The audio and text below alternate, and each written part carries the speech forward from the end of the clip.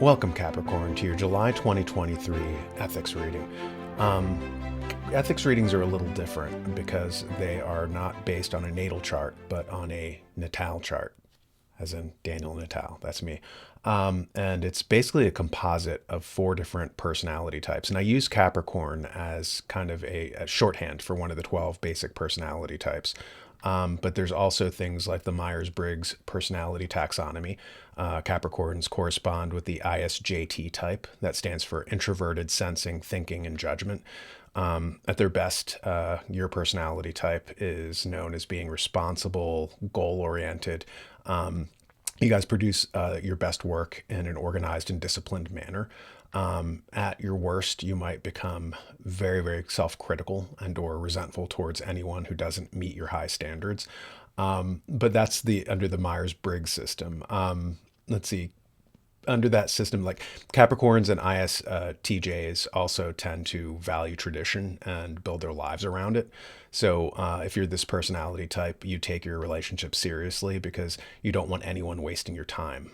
In the DISC personality system, which has 12 types, and this, by the way, is a theme that you'll notice, like 12 apostles, 12 members of a jury, 12 zodiacal types under the Chinese system, the Western astrology, Indian astrology, etc.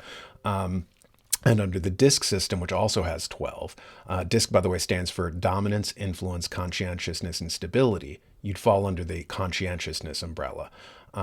So one of the things also that I like too, that I kind of put into the personality matrix, is the fact that if you look at my symbol back there, the logo, it's actionable ethics, and it's an A and an E, but you'll notice that it's a pyramid made up of three strata. And it is not an Illuminati symbol. I keep hearing that over and over. Why do you have this Illuminati symbol? No, it's actually an A and an E, and it's three levels. And that's because Plato in the Republic, he talks about that there's three basic personality types in his taxonomy. One is the bottom, which is senses-based people. And those are people who at their worst extremities might be given to sensory stimulation that might culminate in things like sex addiction, gluttony, narcotics usage.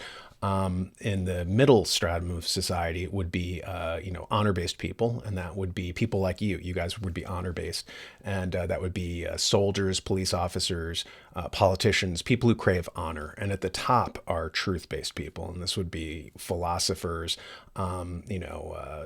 scientists, and so forth. One of the great philosophers from antiquity was Heraclitus, and Heraclitus said that character is destiny.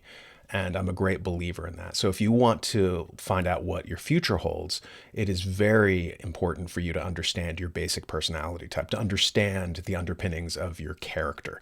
And this is why Shakespeare and Julius Caesar says, "The fault, dear Brutus, is not in the stars, but in ourselves."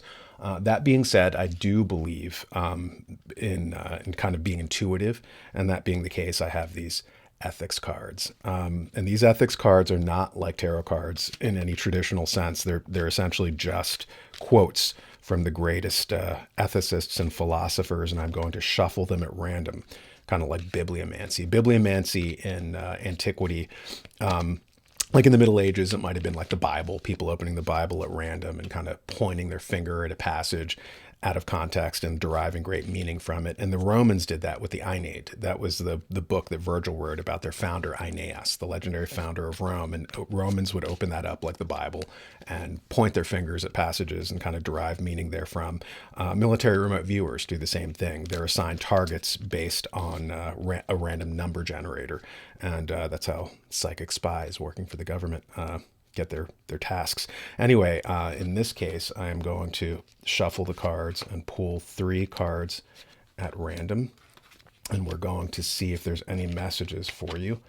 This, in terms of astrology, by the way, this month has certain trends related to the reevaluation of relationships, finances, your gifts, anything like that. But as for the universe here, messages for you. One is fortitude is the guard and support of the other virtues, John Locke. right? So fortitude is the guard and support of the other virtues. So this is a message to you, a theme that's also going to be happening to you this month. Fortitude, that means not giving up when you're, running against headwinds, when you're encountering problems. You can't give up. You have to stay true to your goals, to your values. Another message to you is Adam Smith, the writer of The Wealth of Nations, but he was also an ethicist. He wrote a great book called The Theory of Moral Sentiments, and he was famous for that before he wrote The Wealth of Nations. And he says, to superficial minds, the vices of the great seem at all times agreeable, right? And this is a problem that we have today, where people will they identify with a particular political party or a particular ideology, a particular religion. It doesn't matter. And they'll have somebody that they admire.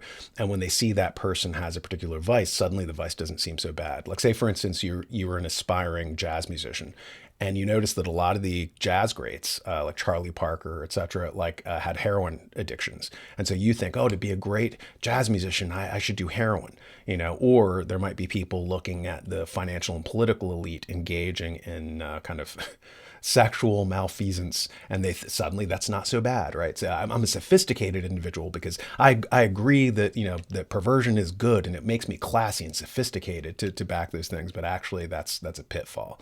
Don't fall for that. You can like somebody, but you don't have to like their vices. You don't have to participate in that to be a whole, complete individual. And so the third message to you is character is that which reveals moral purpose. Exposing the class of things a man chooses and avoids, and this is from Aristotle.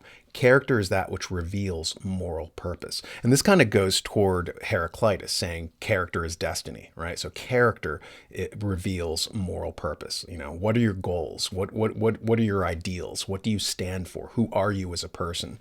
These are some of the themes that you're going to be encountering this month. And, look toward, as I said, some of the themes as well in this month's reading are going to be like finances. Someone from your past might come out, you might have like a career, change that's in the offing.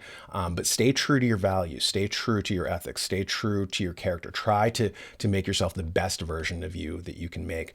If you want to help support me in my ethics work, please feel free to buy my Ethics Fundamentals course.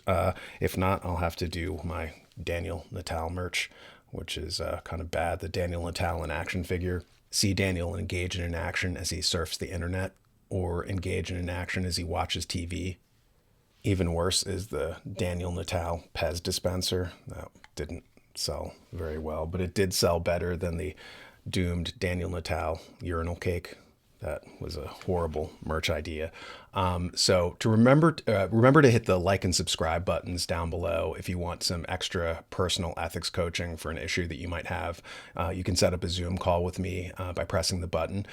Pick what calendar, date, and time you want, and we can hash over whatever thorny moral dilemma that you're facing. Also, check out my Ethics Fundamentals course, as I said. The links are below, and I will catch you next time. The world is suffering from a moral decline. We've been lurching from one crisis after another due to a lack of ethics in society. You can do your part now by considering ordering my Ethics Fundamentals courses for your children, or if you're a small business owner, using them as part of your onboarding process for new employees. Employees these days have horrible soft skills. Help them out by teaching them ethics. Businesses lose 7% in revenue due to employee theft. Train a more ethical workforce and save some of that money. According to the Ethics Center in Australia, a 10% increase in ethical behavior is associated with an increase of 2.7 to 6.6% in individual wages. Implementing ethical structures makes your company more investable as well. Make ethics a part of your business processes, or if you're a parent, part of your homeschooling curriculum. Go to www.actionableethics.com and press the button to order the course. actionableethics.com. Order now.